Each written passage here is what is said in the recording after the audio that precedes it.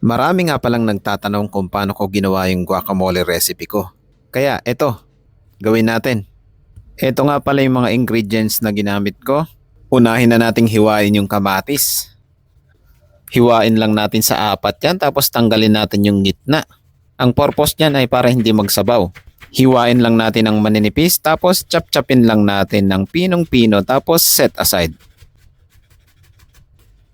At sunod nating hiwain ang pulang sibuyas. Pwede rin kayong gumamit ng puting sibuyas dito. Kalahating sibuyas nga lang palang ginamit ko dito. Chop-chopin lang natin yan na kagaya ng kamatis. At sunod na nating ihiwain yung dahon ng cilantro. Kung wala kayong cilantro, pwedeng wala. Tanggalin lang natin yung tangkay niyan. Tapos chop-chopin lang natin siya ng pinong-pino. Tapos ilalagay lang natin sa bowl. At ihiwain lang natin yung lime or lemon. Pwede yan.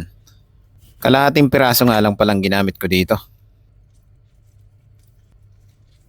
Saka natin lalagyan ng black pepper,